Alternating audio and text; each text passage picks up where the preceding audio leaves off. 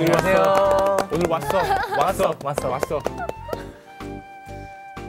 CBS 가족 여러분 안녕하세요. 성경사랑방 할배 목사 임종수입니다. 예수님 생에 따라가기에 우리 멋지고 젊은 가족들이 인사드리겠습니다. 안녕하세요. 주라. 전향사역자 리셋입니다. 안녕하십니까. 김수환과 나트륨의 이다혜입니다.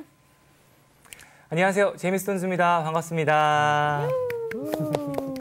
이상한 사람 만들기. 지난 시간에 우리가 무엇을 배웠죠? 안드레요. 오병이요. 와, 오병이요. 오병. 예. 오병이요. 지난 시간에 우리가 간 것은 벳세다의 언덕이었습니다. 네, 벳세다. 예, 벳세다 언덕에서 벳세다. 보리떡 5과 물고기 2마리로 엄청나게 많은 사람들, 네. 예, 5,000명 합니다만 남자 장정만 5,000명이니까 네. 실제 숫자는 뭐 10,000명, 20,000명 가까이 됐을지도 모르겠죠. 엄청난 숫자에 먹인 그런 사건이었습니다. 그 시작의 자리, 기적의 시작의 자리에 안드레가 있었어요. 어때요? 좀 한 주간 살아가면서 그 일과 내 생활을 연관시켜서 생각해 보기. 기적이 너무 큰가요? 네. 어떤 생각을 가져보셨어요? 저는 그러니까 이게 오병이어와 맞는지 모르겠지만 어쨌든 어떤 걸 느꼈냐면 지하철을 타고 다니잖아요. 네. 근데 어르신들 자리를 비켜드리잖아요. 근데 꼭 내리실 때 학생 고마워 여기 앉아 이렇게 하고 내리시더라고요. 그게 저한테 다시 오는 그런 기분이 들었고요. 또 한 번은 아기가 너무 이쁜 거예요. 그래서 사탕인데 조금 미니 사탕이었거든요. 그거를 아기한테 줬는데 아기가 그거랑 똑같은 사탕인데 그거보다 더 큰 사탕을 저한테 언니 드세요 하고 주는 거예요. 딱 그때 아 참 사랑이란 게 너희가 주라 했을 때 나한테 오는 게 더 크구나 이런 걸 느꼈던 한 주였던 것 같아요. 그런 소소한 기적. 사실 뭐 그것도 기적이죠. 네. 그러니까 이 기적이라는 걸 이제 오병이어에 할 때는 너무나 커요. 기적이. 우리 생활과는 멀리 떨어져 있는 것만 같아. 네. 근데 알고 보면은 내가 말하고 싶은 것은 우리 생활 속에 무수한 기적이 있다. 오늘 살아있는 것, 숨 쉬는 것, 여기 있는 것도 기적이다. 돌이켜보세요. 정말 기적이죠. 네, 그러니까 우리 생활 속에서 기적을 헤아리고 뭐 그런 마음이 또 기적을 만드는 시작의 자리에 있는 삶이 아니겠는가. 그런 생각을 가져봐요.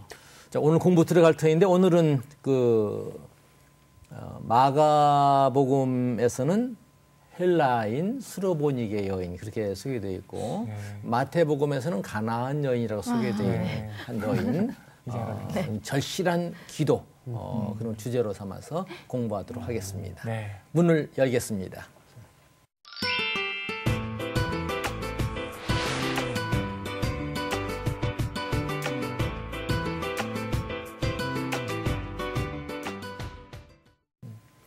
오늘 본문은 마가복음과 마태복음에 나오는 일인데요. 마가복음보다는 마태복음이 조금 더 자세하다고 생각이 들어서 마태복음 말씀을 같이 또 돌아가면서 봉독하도록 하겠습니다.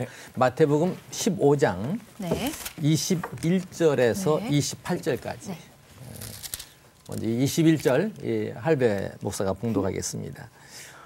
예수께서 거기서 나가사 두로와 시돈 지방으로 들어가시니 가나안 여자 하나가 그 지경에서 나와 소리질러 이르되 주 다윗의 자손이여 나를 불쌍히 여기소서 내 딸이 흉악하게 귀신 들렸나이다 하되 예수는 한 말씀도 대답하지 아니하시니 제자들이 와서 청하여 말하되 그 여자가 우리 뒤에서 소리를 지르오니 그를 보내소서. 예수께서 대답하여 이르시되 나는 이스라엘 집에 잃어버린 양 외에는 다른 데로 보내심을 받지 아니하였노라 하시니 여자가 와서 예수께 절하며 이르되 주여 저를 도우소서. 대답하여 이르시되 자녀의 떡을 취하여 개들에게 던짐이 마땅하지 아니하니라. 여자가 이르되 주여 올소이다마는 개들도 제 주인의 상에서 떨어지는 부스러기를 먹나이다 하니 이에 예수께서 대답하여 이르시되 여자여 네 믿음이 크도다 내 소원대로 되리라 하시니 그때로부터 그의 딸이 나으니라. 아멘. 아멘. 오늘 또 우리 패널 가운데서 이 얘기를 한번 정리해서 해줄 만한 분 계실까요? 우리 스토리텔러 다혜가. 그래요. 예수님께서 제자들과 걸어가고 계셨어요. 근데 뒤에서 어떤 한 여자가 도와달라고 외치는 거예요. 근데 예수님께서 돌아보지 않으셨어요. 왜? 모르겠어요. 그러니까. 성경은 이방 침묵하고 있어요. 이방 여인이라서. 아, 그래요? 여자는 이방 여인이라서 예수님께서 침묵하고 계셨어요. 근데 제자들이 시끄러우니까 주여 저 여자를 쫓아내소서 이랬어요. 그랬더니 예수님께서 나는 잃어버린 양과 이스라엘 사람의 이스라엘 집에 잃어버린 양들에게 보내어진 것이다. 잃어버린 그렇게. 양과 이스라엘 사람들의 양 외에는 보내심을 보내심 받지 받은 적이 않는다. 없다. 그렇게 말씀하셨죠. 그렇게 예. 하셨어요. 그렇지. 그쵸? 그렇게 하셔서요. 제자들이 당황을 했지만 여자가 다시 한번 간구했어요. 제 딸이 귀신이 들렸으니까 살려주세요. 이랬어요. 그 예수님께서 어떻게 자녀들의 빵을 개에게 줄 수 있겠느냐라고 했더니 여자가 개들도 주인의 빵 부스러기를 떨어진 빵 부스러기를 먹습니다. 이랬더니 예수님이 갑자기 그래 네 믿음이 크다 이러셨어요. 그리고 너의 소원대로 뜻 될지어다. 너의 소원대로 될지어다. 라고 그러니까 하셨어요. 딸이 났어. 네. 야, 고생했어요. 아유, 고생했어요. 수고했다. 내 소원대로 될지어다 하기 전에 내 소원대로 되리라. 되리라. 말씀하셨고 여기서 중요한 것은 예수님을 처음에 부를 때 다윗의 자손 다윗의 예수님 불렀던 네. 것도 이제 중요하고요. 잘했어요. 우리 이제 우리 다윗 씨는 네. 걸어간 것이 상당히 중요했던가 봐요. 네. 그때는 예수님께서 자동차 걸어가셨어요. 없었어요. 걸어서 가셨겠죠. 그때는 그래서 그런 말씀 안 했었어도요. 예. 아무튼 잘 얘기해 주셨어요. 네. 15장 21절, 22절을 내가 다시 한번 읽을게요. 네. 15장 21절 처음 부분이죠. 예수께서 거기서 나가사 두로와 시돈 지방으로 들어가시니 가나안 여자 하나가 그 지경에서 나와서 소리질러 이르되 주 다윗의 자손이여 나를 불쌍히 여기소서 내 딸이 흉악하게 귀신 들렸나이다 하되 네. 말하겠죠. 네. 거기서 나가사 이제 다른 곳으로 이제 옮기신 전 장면과 이제 바꿔지는 그런 장면이죠. 네. 그리고 두로와 시돈으로 가셨다 그랬어요. 근데 이 두로와 시돈은 즉 예수님의 그 갈릴리 지역에서 옮기셨다는 얘기예요. 네. 근데 두로와 시돈이 어디냐? 항상 지도 항상 많이 그렸죠? 딸꾹질. 지도. 딸꾹질. 맞았어요. 딸꾹질 이렇게 하고 내려가고 감자. 감자. 감자. 근데 뭐 요 감자는 별로 그럴 필요는 없을 것 같아요, 오늘은요. 근데 두로와 시돈이 여기 이제 기점으로 갈릴리 바다를 기점으로 할 때 두로는 여기예요. 올라가 있어요. 그리고 시돈은 그보다 더 올라가 있고. 항구 지역인가요? 항구 도시예요. 그래서 두로와 시돈의 사이가 아마 우리 수로 7, 80미 정도 된다고 그래요.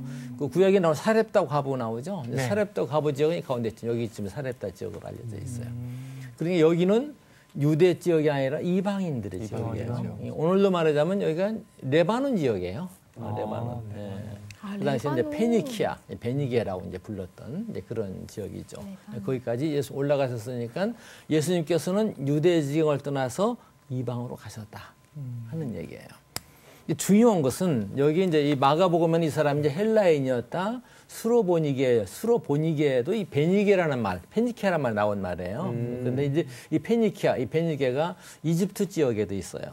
리비아 지역에. 그걸 구별하기 위해서 수로보니게, 약간 시리아 쪽에 있는, 수리아 쪽에 있는 베니게, 그런 수로보니게라고 표현되어 있죠. 이 지역 이름이죠. 네. 헬라인 있고 수로보니게인데 뭐 이 신원이 정확하진 않아요. 네. 뭐 이제 대개 이제 가나안인이라고 나오잖아요. 또 마태복음은요. 네. 이 그리스 헬라 사람들은 그 지역까지 모두 포함해서 가나안 사람들을 이렇게 봤으니까 그렇게 표현이 되어 있고요. 또 헬라인이라고 나와 있는 것은 또 대개 이스라엘 사람들이 이 밖을 헬라인이라고 생각을 했으니까 헬라인이라고 나와 있고 여기서 중요한 것은 이게 수로보니게 뭐 헬라 뭐 따지기 전에 이 사람 어떤 사람이었다? 이방인이었다. 이 점을 우리가 놓치지 말아야 돼요. 이 여인은 이방의 여인이었다 하는 거예요. 근데 무엇하러 예수님께서 이 유대 지경, 갈릴리 지경을 떠나서 이방까지 가셨을까? 그 당시 이방의 땅을 밟는다는 것은 상당히 항상 모험이 따르는 부분이거든요. 무엇하러 가셨을까? 하는 것을 마가복음 7장 24절 이번에는 같은 부분이에요. 네. 마가복음 7장 24절을 내가 세번역 성경으로 좀 준비해 왔어요. 네. 세번역 성경을 한번 읽어보도록 그렇게 하겠습니다. 예수께서 거기에서 일어나셔서 두로 지역으로 가셨다. 그리고 어떤 집에 들어갔었는데 아무도 그것을 모르기를 바라셨으나 숨어 계실 수가 없었다. 뭐로 가신 것 같아요? 마태복음 안 나온 부분이에요? 휴식. 휴시로 가신 거야. 숨으로 가신 건 아니고요. 휴시로 가신 거예요. 숨바꼭질. 근데 그럼에도 불구하고 휴시로 멀리 이 유대 지역에 떠나서 이방까지 가셨어요. 네. 가셨는데도 숨어 계실 수가 없었다. 하는 얘기 무슨 얘기예요? 예수님께서 소문도 그만큼 많이 났고, 알려졌다. 네. 어디까지? 이방 이방 지역까지 유명해지신 알려졌다. 거죠. 네. 사실은 살면서 쉰다는 것은 매우 중요해요. 네, 네. 맞아요. 좀 충전. 쉬어야지 돼요. 맞아요.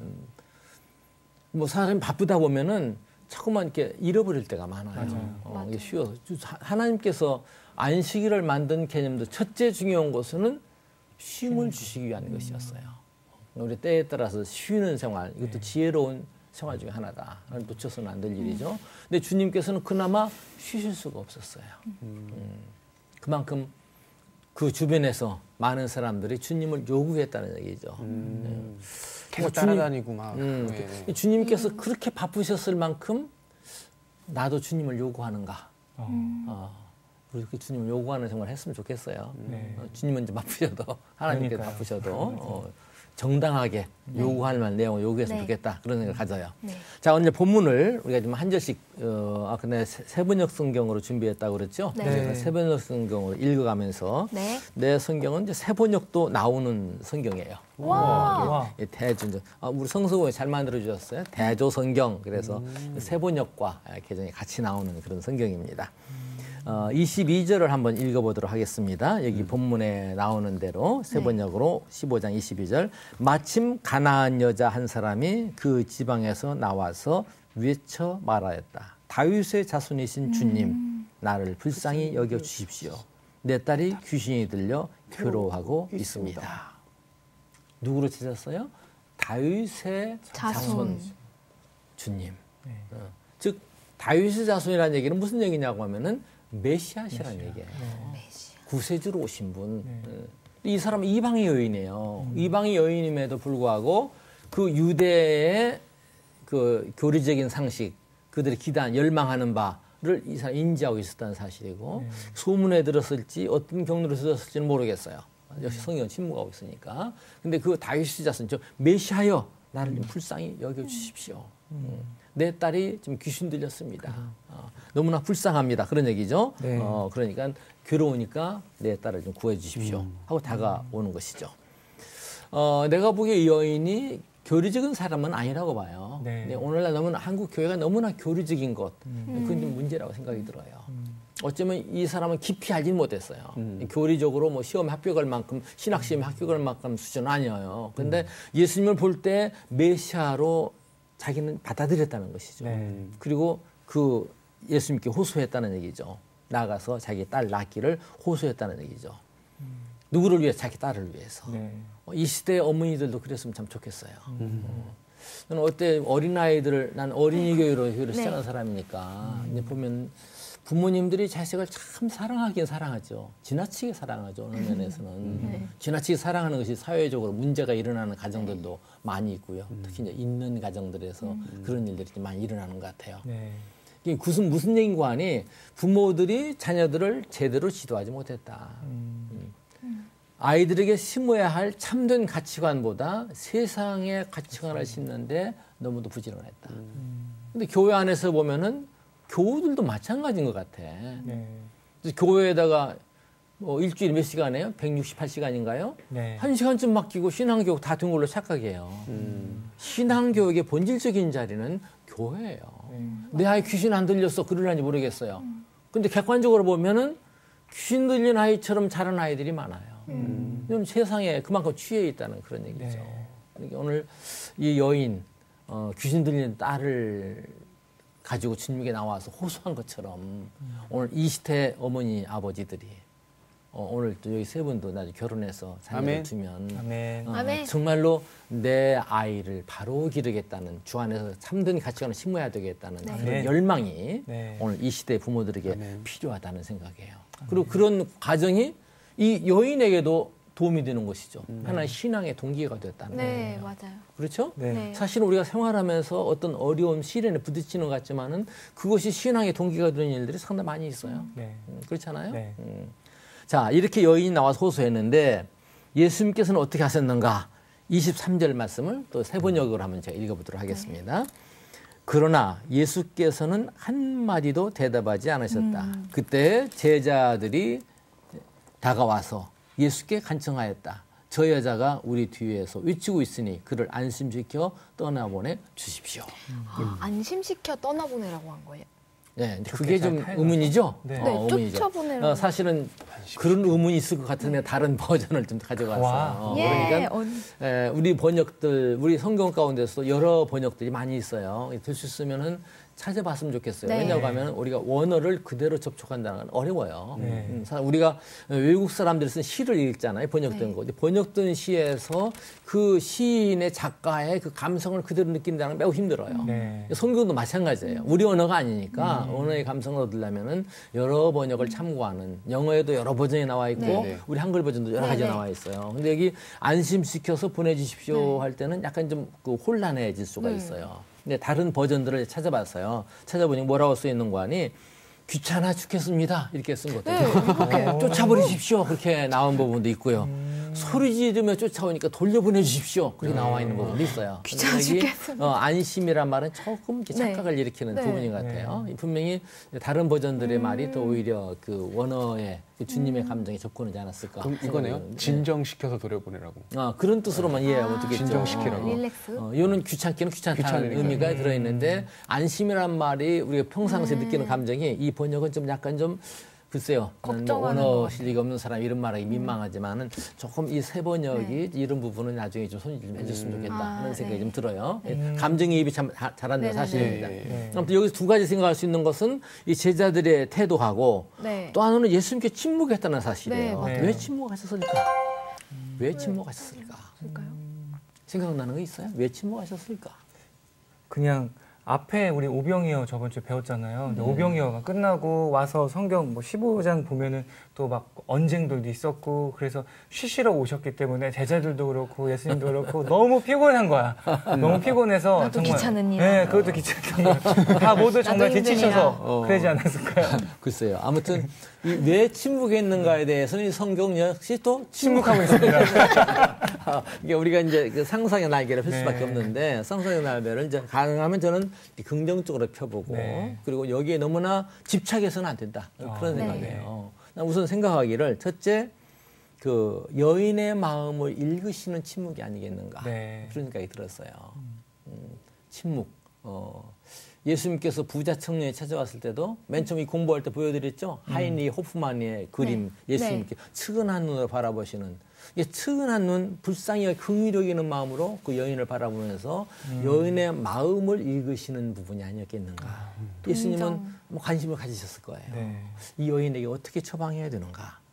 처방을 위한 침묵, 여인을 바라보시는 잠시 생각하는 예수님 사람으로 오신 분이에요. 인성을 타고 계신 분이에요. 인성적인 면에서 여인을 바라보면서 침묵하지 않으셨을까. 그런 생각이 들었어요.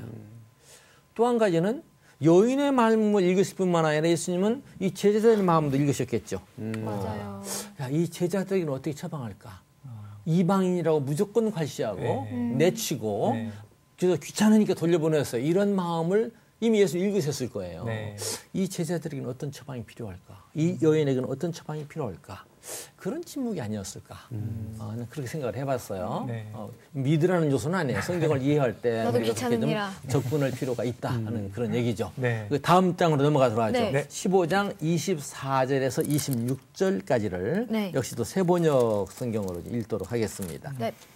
24절부터 보시면은 예수께서 대답하여 이르시되 보내소서 했을 때 하는 얘기예요. 네. 그 제자들이 네. 쫓아보내세요. 할 때 예수님께서 대답하여 이르시되 나는 이스라엘 집에 잃어버린 양 이외에는 다른 데로 보내심을 받지 아니하였노라 하시니 25절 여자가 와서 예수께 절하며 이르되 주여 저를 도우소서.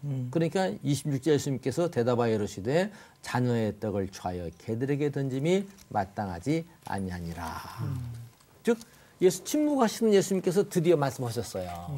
근데 그 말씀하신 내용이 어떤 내용이에요? 나는 이스라엘 집에 잃어버린 양 외에는 보냄을 받지 않았다. 약간 거절하시는 거. 너와 나는 상관이 있다? 없다. 없다. 딱 거절하신 거예요. 왜? 너무나 참 인색하신 것 같죠. 네. 거절했어요. 근데 거절했는데 거절했음에도 불구하고 이 여인은 거기 주저앉질 않아요. 네. 어떻게 해요?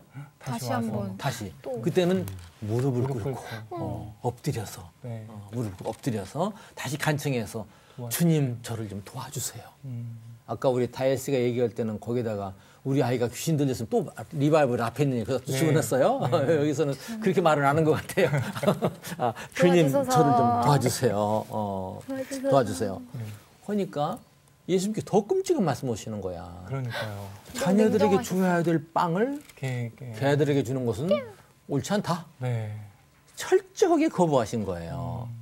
자, 이거 어떻게 이해를 하겠어요? 아니 예수님이 그때 백부장도 이방이었잖아요. 그때 그 전에 사건에 백부장도 그렇게 도와주셨는데 그쵸. 뜬금없이 여기서는 이렇게 모질게 상처 주는 말씀하신 게 되게 충격적이네요. 나도 귀찮은 일. 귀찮으니까. 충격적인 건데 결과를 이제 봐야 되겠죠. 네. 근데 한 가지 분명한 것은 오늘 또 유대인들의 개념은 그런 게 있을 것 같아요. 그러네요. 이방인을 개처럼 여기는. 맞아요. 오늘 우리 크리스찬들이 뭐 성주 순례간다 뭐 하면서 뭐 유대인 이스라엘 사람들을 사촌쯤 되는 것처럼 착각하는 경우가 있어요. 예수님의 그 같은 민족이라고 해서 천만의 말씀이에요. 그들은 어느 면에서 신앙적인 면에서는 예수님과 상관없는 사람들이에요. 철저히 유대교도일 뿐이에요. 네. 저들은요. 그러니까 뭐 어느 면에서는 약간 좀 극단 주의자들은 그들 편에 들고 그들이 막 레바논 사람들 어디 사람들 있죠 이웃 팔레스타인 사람들을 막 죽이는 것도 오히려 박수 치는 그런 걸 보는데 그건 끔찍한 얘기예요. 그런 편에서 편들 필요는 없어요. 아무튼 예수님께서는 철저하게 거부하시면서 개라고까지 말씀하셨어요. 우리 놓치지 말아야 될 것은 지난번 성탄절에도 배웠죠. 누가복음 2장에 나와 있는 말씀. 예수님께서 이 땅에 오신 것은 온 백성에게 미칠 큰 기쁨의 좋은 소식이라고 그랬어요. 네. 예수님 그러신 분은 아니에요. 예수님께서 왜 그러셨을까? 왜 그러셨을까? 이것 또한 하나의 처방일 것 같다. 내 생각에는 이것은 바로 이 제자들을 위한 처방. 제자들이 그런 생각을 가지고 있으니까 네. 제자들의 생각을 다시 옮겨놓은 것이 아니겠는가. 너희들이 그런 생각을 가지고 있지 하고 그 제자들의 생각대로 말씀했는데 그럼에도 불구하고 이 여인은 포기하지 않는 거야. 네. 대단히 절실한 막 절박한 호소라고 오히려 다가오는 것이죠. 네. 제자들에게 대한 처방. 난 이렇게 우선 보고 싶어요. 그러면서 이제 다음으로 좀 넘어가도록 그렇게 하겠습니다.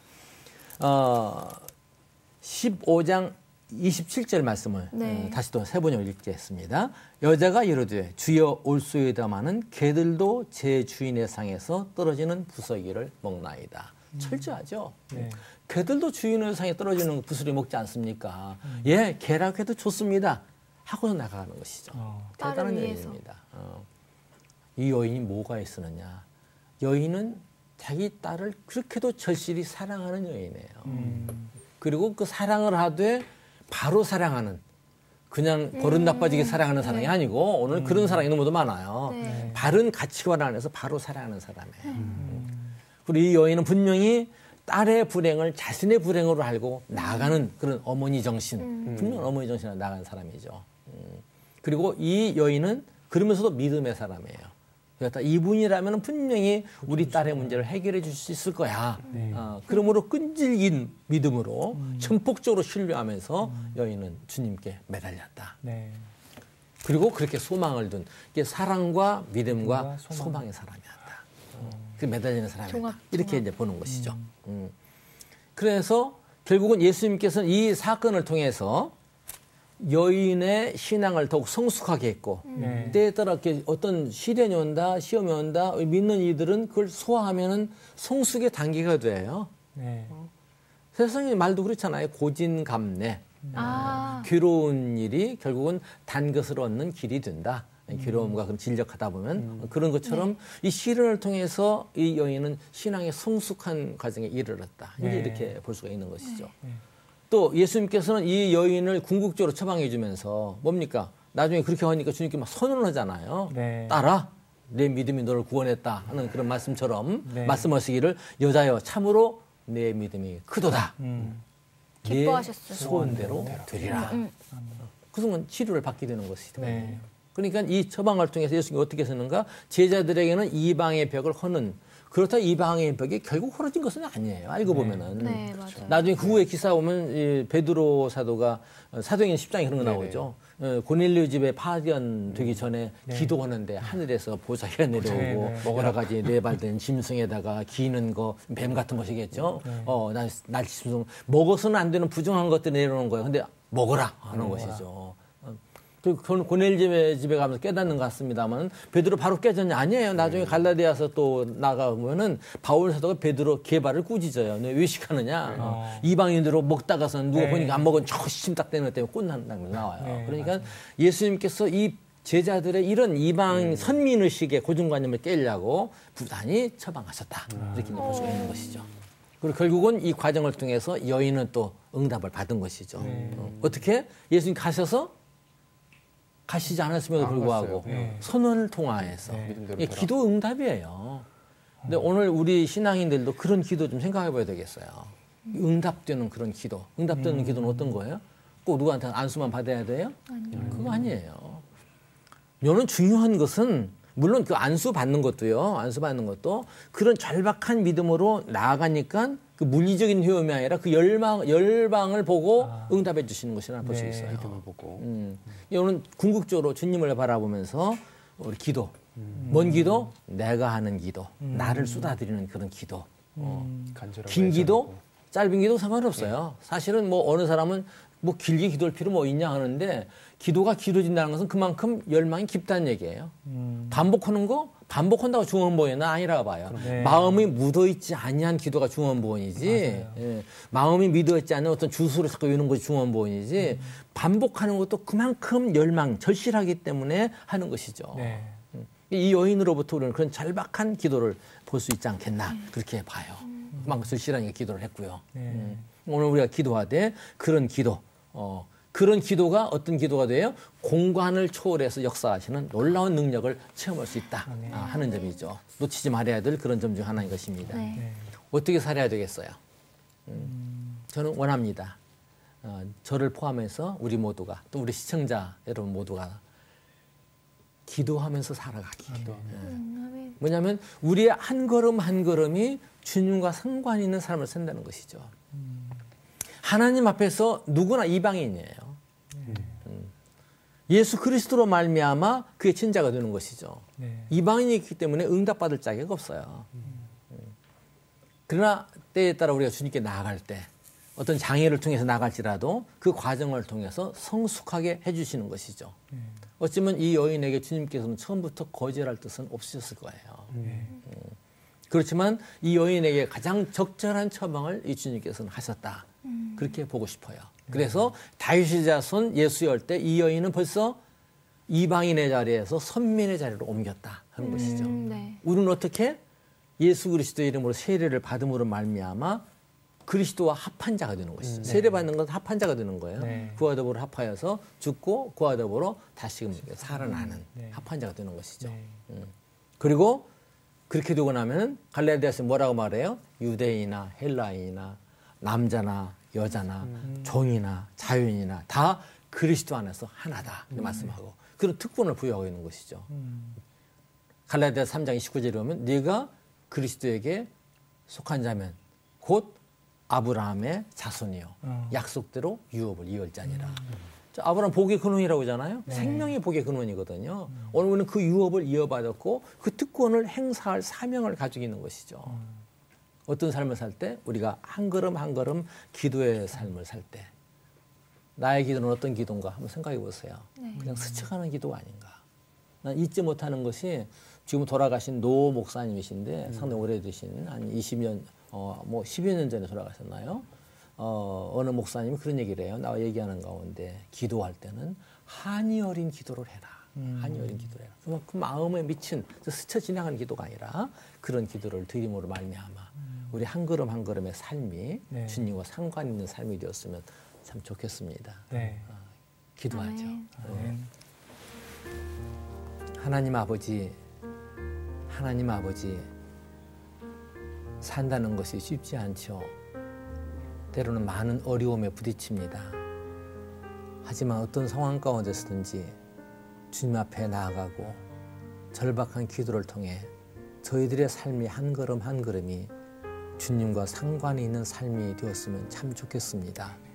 그렇게 쓰임받는 저희 모두가 되게 하소서. 우리 주 예수님의 이름으로 기도합니다. 아멘.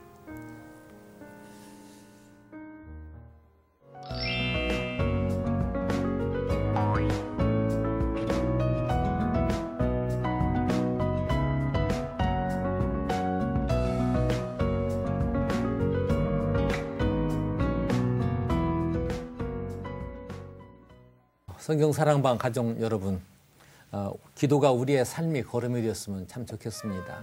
한 걸음 한 걸음 떼는 거가 주님과 상관이 있는, 하나님과 상관이 있는 그런 삶을 살면 얼마나 좋겠어요. 다가온 한 주간도 기도하면서 주님과 교통하면서 주님과 상관이 있는 그런 삶을 우리 같이 열어가도록 하죠. 감사합니다. 감사합니다. 굉장히 숙연해진 듯한 느낌이 맞아요. 따뜻하면서. 성경 사랑방 홈페이지에 궁금하신 점이나 시청 소감을 남겨주신 분들에게는 추첨을 통해 선물을 드립니다.